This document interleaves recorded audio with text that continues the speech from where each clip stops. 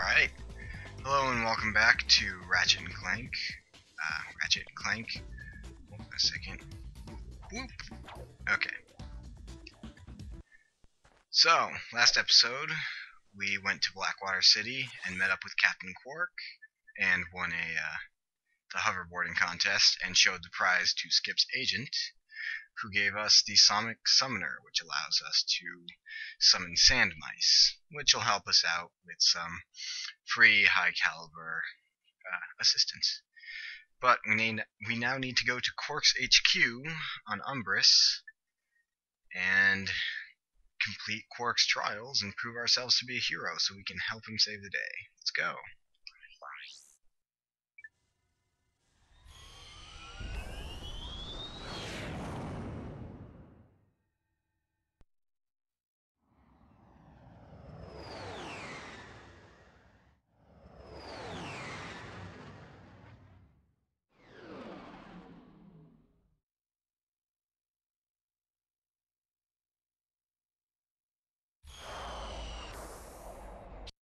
Welcome to my challenge course. Now is your chance to prove yourself strong and brave, like me. Conquer it, and you'll join in my fight against evil.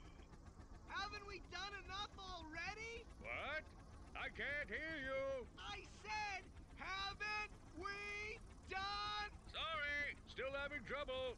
Tell me later. Later? We might be dead by then. What?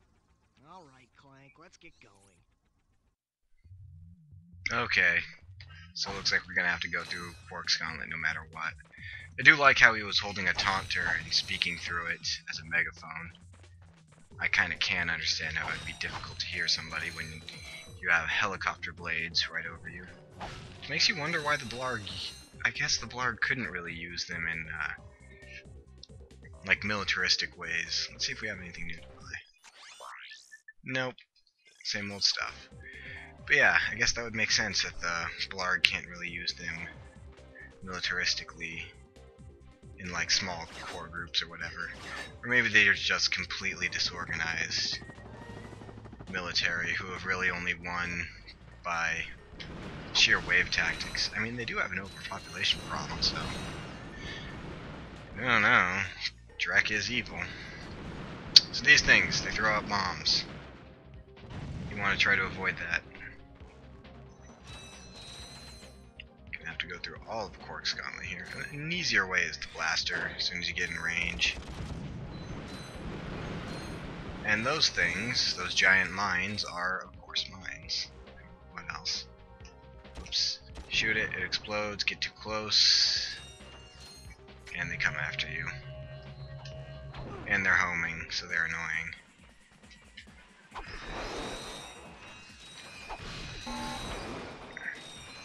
So, whoa, don't fall into the water. Sludge? Sludge! Oh god, it's instant death sludge. I thought it was that you can jump a couple times sludge. It's not. Whoop. Alright, I'm just gonna take a quick second here and manage my quick select. So quick select's easy enough. You choose what you want. In this case, I'm going to put the Mind Glove over the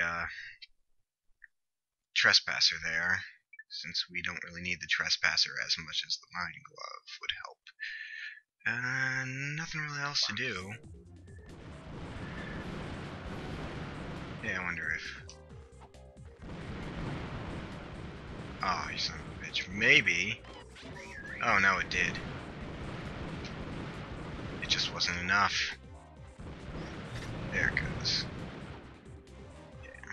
The Mind Glove can be very helpful in laying up traps and all that fun stuff, as I've mentioned. Especially when you use it with the taunter. I'm going to regret this. Yes, I immediately regret this. I regret this so much. Oh god, did they explode each other? Help! Use the invincibility frames. Oh god. Okay, so those do that. Don't use the taunter on the mines. We now know. This is called science, people. You test things. I am an expert in stupidity, apparently. It seemed like a good idea at the time. It totally didn't seem like a good idea at any time. So these little turrets here, they fire back and forth, you hit them, and they stop for a second. They are completely undestroyable,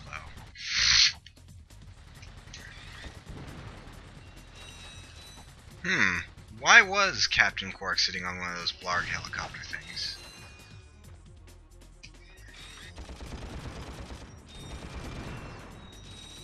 Maybe the Blarg got it at the same place he did, or maybe he stole one from fighting the Blarg. God. Ah!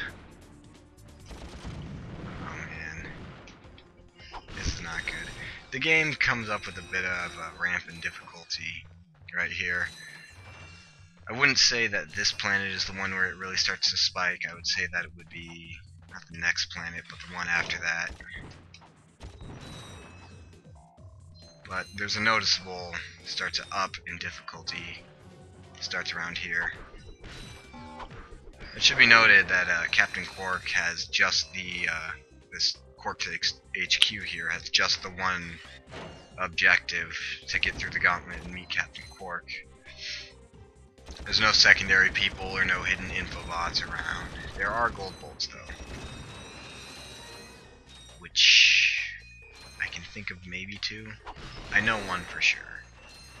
Oh god, health, yes. Alright, introduction to a new little feature. These pads. Step on all three, and the door opens. They are timed, of course, so make sure you do it quickly. Man, now I'm getting scared. So yeah, one of the bad things about the first game is you only have 4 hit points. Everything does 1 damage on the upside. Excuse me, not like later games where you can get, I think, up to 100 your first playthrough in number 3 and 200 for your second playthrough. Because they have those bonus playthrough things, they do.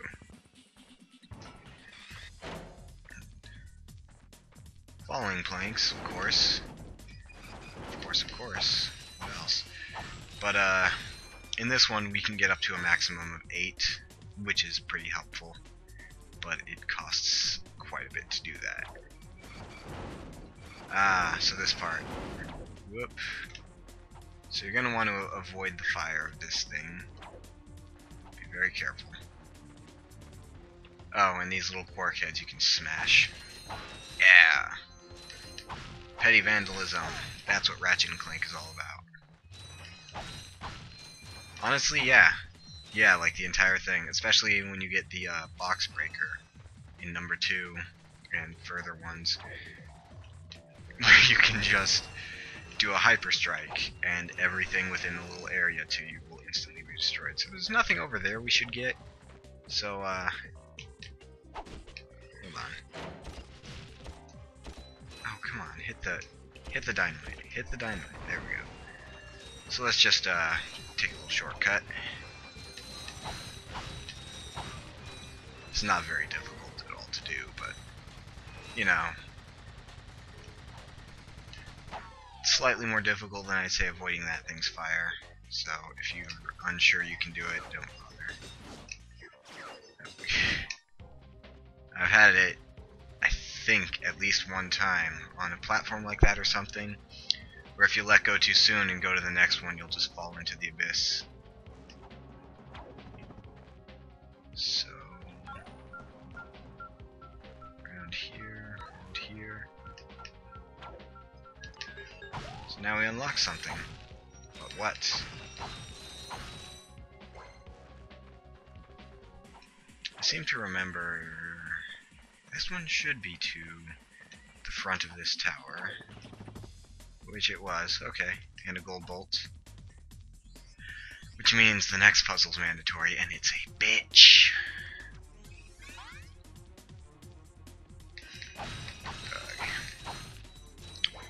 So I've been playing Resident Evil, aside from this game.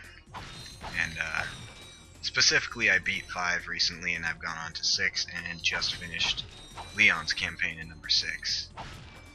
I kind of feel mixed about 6. I did like 5, because, for one, having your partner actually be able to do things was cool. And it was campy, but it was fun, which I think kind of was the original Resident Evils. They weren't exactly good games. Ah, crow. Whoa, I really got shot there. But they were popular. That's kind of the way a lot of things go. Can enemy entities open things like that? Or I'm trying to think that if enemy bullet fire will break the Quark things, because if they break the boxes, they should break the environment as well. So I'm thinking that anything in front of a Quark head, well, would be safe. Except for this one, which is broken, I think. Oh god. Oh god. I'm panicking. The camera is not my friend. Help! I'm running. Ah, that's not... okay. But yeah, number 5 had this campy funness to it that Resident Evil 4 kind of had. Resident Evil 4 did have like a good amount of, you know, unnervingness to it. I mean, once you first see the people transform into the giant monsters, it gets kind of creepy. But now that every boss is kind of expected to do it, you know, yeah. I mean, at least in the original Resident Evils, your bosses were Zombie Shark and Gigantic Super Zombie. Made it interesting, other than just, this guy has a special virus, which turns him into a T-Rex. Seriously, what the fuck? So, yeah, the final boss of Leon's campaign starts off as like a cougar, then a cougar with part of the guy's upper body, like riding it, and then it turns into a T-Rex, and then into Beelzebub, because Resident Evil. So, yeah, the thing about these turrets being timed like this, and not being able to be stopped, make it difficult about this. But we've got everything done, so just run for it. Like that. They are on a pretty decently long timer, if I remember.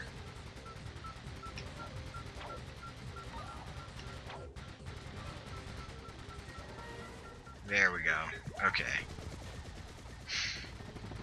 But yeah, Resident Evil 6, I do like the ability to move and aim at the same time. Making the partners invincible actually was kind of better.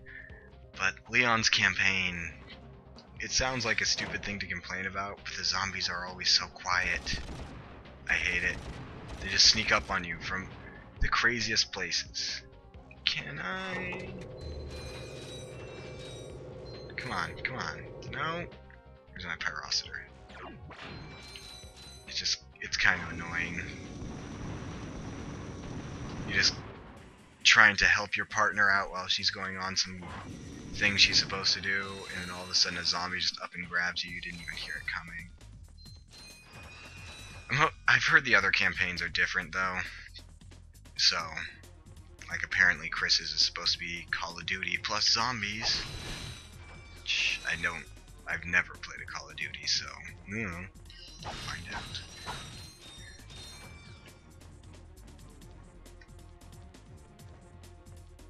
I'm trying to think here. Because... does this open one or both of those? Just one. How do I open that one then? I don't remember. Because I got the one out there. We'll see. Quark.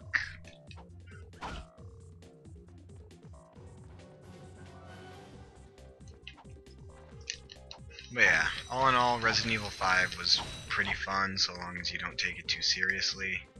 Resident Evil 4 was pretty much the turning point of the entire series. And 6, I'm still developing opinions for. I kinda like it, but I kinda hate it because dying 8 times on the same fucking thing. I apologize for the language. dying 8 times because a train just suddenly started and ran towards you, and you weren't near a wall that you could press up against for the little action command. Yeah. Also, in number 6, you can't get chicken eggs and throw them at zombies. Disappointment. 2 stars off the top. Right then. You get a maximum of 3. You better impress. I have very specific things that I want in my video games. Oh god. Jesus. So, okay. So I'm going to equip my... not trespasser. The hydro displacer. I should go back to Spyrocer. Alright. So I've talked before, double tapping the quick select button will allow you to immediately switch to your previous weapon. That's very helpful in parts like these with the hydro displacer. These guys can't get in here, just wrench them. Wrench! What do you want? But that's very helpful since you usually need to use the hydro displacer quite a few times in a row, but the enemies aren't exactly anything threatening. Okay, wait, I need to check now. Ah, I knew it. That's what I was thinking. Gold bolt right here. And I've activated the switch in the cutscene. Amazing. That is way too... well, it's a secret, so I guess... yeah. But yes, okay. So that's 2 gold bolts. Is that all of them? Maybe. Maybe not. I'd have to go back to my ship to find out. Ugh, these ladders.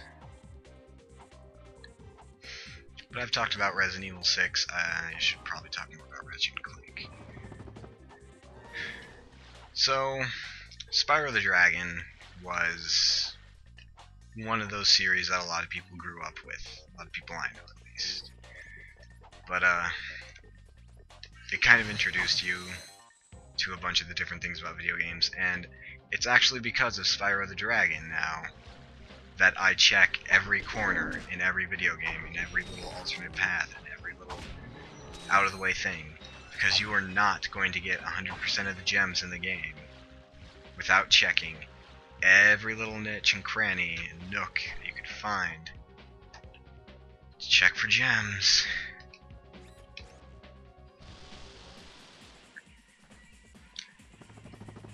One person started to call it insomniac thinking, basically hiding things in just out-of-the-way places in very little spots of it. Like, there was one level in Spyro, the first one, in the Magic Cliffs or whatever, and you start off, you go through a couple buildings while some wizards fire spells at you, and then eventually the level opens up into like the second part.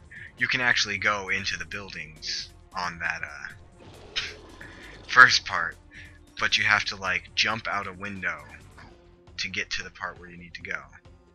Oh, and if the things land on land, they can't do anything. But yeah, and you had to do that to get all the gems. I mean, when I was a kid, this was like mind-boggling. Oh, you can get up here, that's amazing. Now that you're an adult, you're like, there's gotta be a way up there, otherwise they wouldn't have put it there. Common game design. But it's weird how we get, you know, like tempered into these things for video games to always like look for secrets, check corners and everything. Whoa, God! I missed one. God damn it. Sorry. Now I have to do this all again. Did it save my... It should have saved my gold bolt. I didn't even see another one in there. Where the hell did it come from? There aren't any boxes up there. Nope. But yeah, you play enough video games and you start to get tempered to these things, and like you just get used to them, checking things, breaking every pot or barrel or crate you can see, just for that little bit of extra ammo. Never using the rocket launcher or the magnum ammos. Because, you know, my god, I mean, this is a boss, yeah, but it might just be a mini-boss. I need to save this stuff for when I really need it. I'll save it for the final boss. And then you get to the final boss, you unload everything into its face, and you're like, oh, well, it wasn't enough. You're gonna have to do this the regular way, then. It's one of the differences. I grew up playing Final Fantasy for RPGs, and then later on discovered Dragon Quest, and I like Dragon Quest a lot better. Mostly because, like, the old Final Fantasies are my favorites. The new ones are... they're good. Don't get me wrong. They just don't have the same charm. It's kind of difficult to explain. It's like, I mean, whenever you get like some AAA game or something that's big, it's going to be decent. Yeah, I still got the gold bowl. It's going to be at least decent. You know that for sure. If it isn't, then it becomes this huge thing that everybody in the games journalism thing jumps on. Oh my god, game was so horrible. Final Fantasy 13 divided a lot of people. I like the fact that anytime your party split up, it was split between two people who were like complete opposites.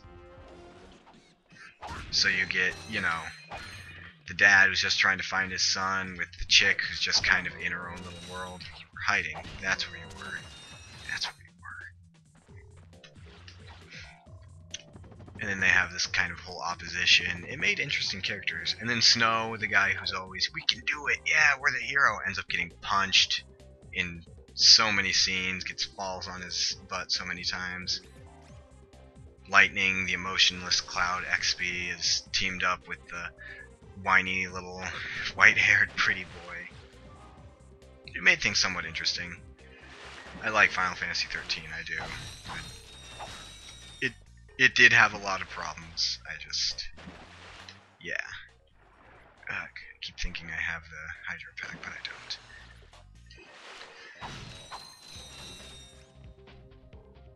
So this one's easy enough. You just have to drain it so that you can swing shot across, because otherwise you just end up hitting the water. But yeah, you play video games long enough, you get used to all those little things that happen. They just kind of teach you. Like not using your ammo, using your basic weapon to beat everything. Using the knife in Resident Evil 5 to take down a chainsaw dude. That's the point where you're just saying, no, I don't want to play this game the normal way. I'm going to be hardcore. There's no point to that, really. There we go. But Spyro the Dragon was one that, you have to wait a second so that you actually float to the top when you jump on these things. Oh, wait. I'm forgetting something. Spyro the Dragon was one of the first platformers I played. I actually never played, like, the 3D Mario games up until the GameCube, surprisingly enough. And then eventually Mario 64 DS. But yeah. It's kind of a shame what happened to Spyro the Dragon and Crash Bandicoot getting sold to Universal, and they're now basically just their cash cows.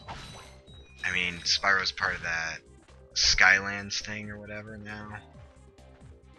And then they had that entire reboot with Elijah Wood and David Spade as Sparks. God damn. Why?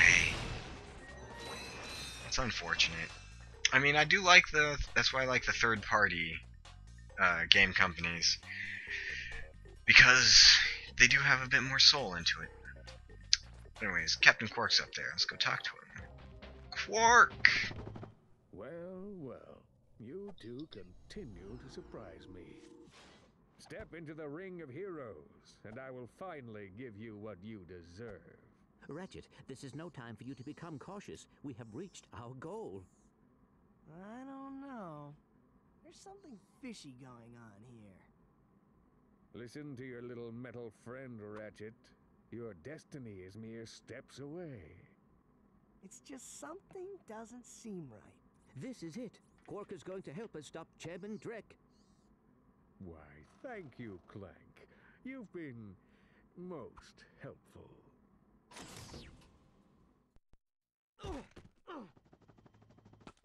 Get off of me, you idiot!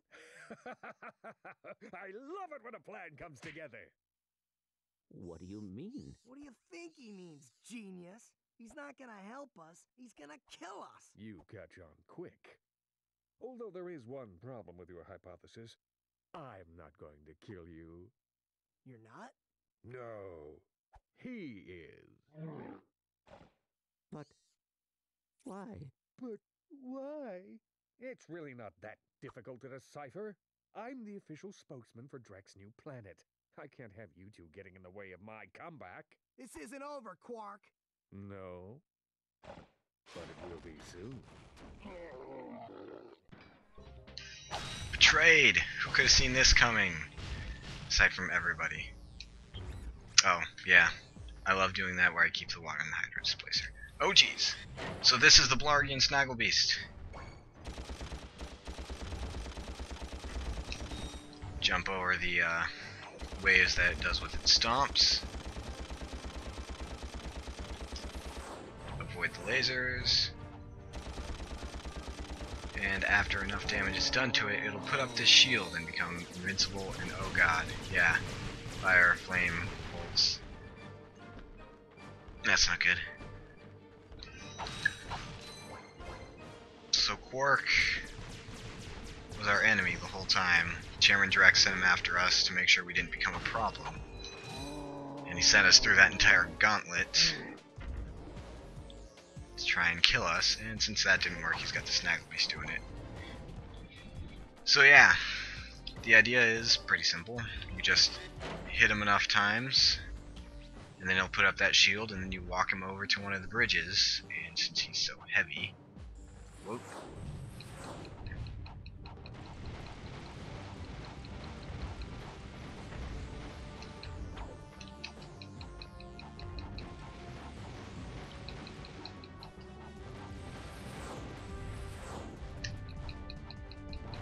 Sorry, I'm trying to concentrate on this. So, well, he's not too difficult a boss so long as you know the pattern and where to lead him. Oh god. So, Quark, you could kind of tell was going to betray you pretty quickly. Shortly after we met him, we kind of figured he wasn't who we really thought he was. Well, I forgot I have these guys. So, the Glove of Doom... Oh, jeez, agents. Come on. Go over there. No, avoid the fire. The Glove of Doom will only have up to 8 of the Agents of Doom active at a time. So only 2... what are you doing? Go. Go for him. Go. Go, little guys. Go. Son of a bitch. Face the Agents of Doom.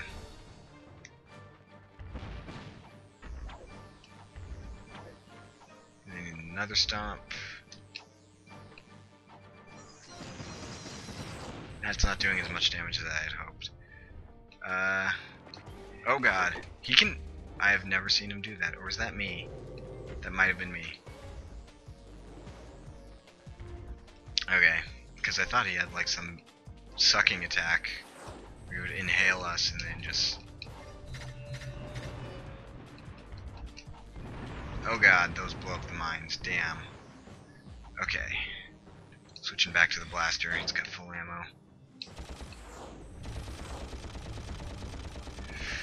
Alright. Oh no, he can. Oh! Jeez, I remember that now. Yeah. My ammo. You bastard. Oh. Oh god. Why? You horrible, horrible boss. That was all my ammo. One blaster ammo, come on.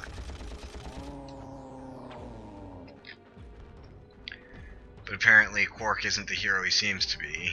Just living out his fame as much as he can and abusing it every way he can. But he just can't actually be the hero. He's just sold out so much now. It's kinda sucks. Burn! And of course a little particle explosion. Oh, that kind of ended up being longer than anything I've done before. Oh well. So after that, over here opens up. Grab your ammo and everything too. We got an infobot. I wonder what that infobot is for. Maybe it can replace you. We're pinned down! We're pinned down! The ships are hammering our position from the air! That was a little too close! We need support! Now!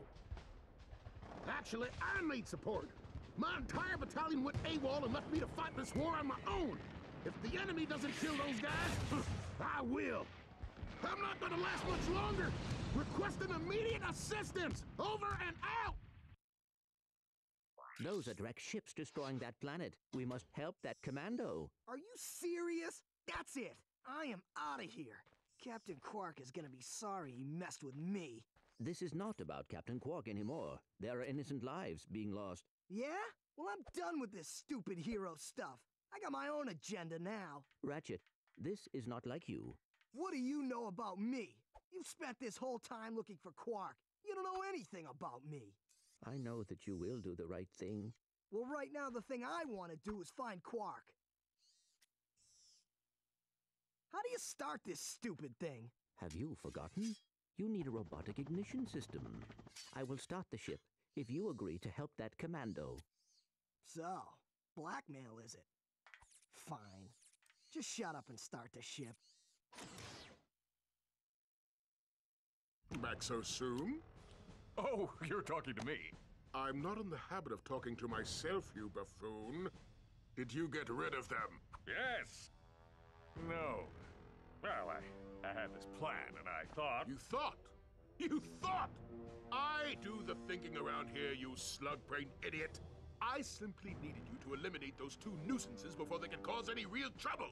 But I wanted to... Do you still want to be the highly paid spokesman for my planet? Yeah? Then the next time I send you to do a job, I want results! Now get out of my sight! Ooh, God. Drek's apparently not happy.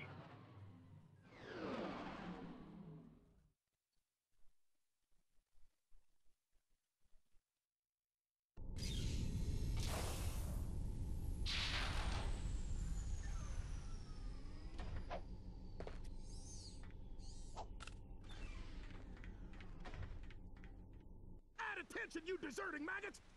The next time you soldiers try to go AWOL, I'll shoot you myself! Look, I just want to... Zip it, worm! You see those bombers? If you don't get to the turrets and knock those ships out of the sky, this whole planet's gonna be rubble! Meet me at the city entrance! He needs our help. Yeah? Why don't you go help him? Into another trap? Well, go on. Go fight some evil. At least I'm not a coward. Whatever. As soon as I find Quark, I'm selling you for scrap. Ouch. Oh, explosions. So, Ratchet and Clank aren't on the best of terms right now. Ratchet really wants some revenge, and Clank just wants to stop Drek. It seems like this tension might cause some problems. But we have to save Mr. Awesome Stash and his amazing commando unit. Himself, entirely. So next time, we'll be doing that. I apologize, this episode went a little long, but, you know, cutscene after cutscene. So, next time on Ratchet and Clank, we'll be going around this place, and apparently trying to stop those bombers. See you guys then.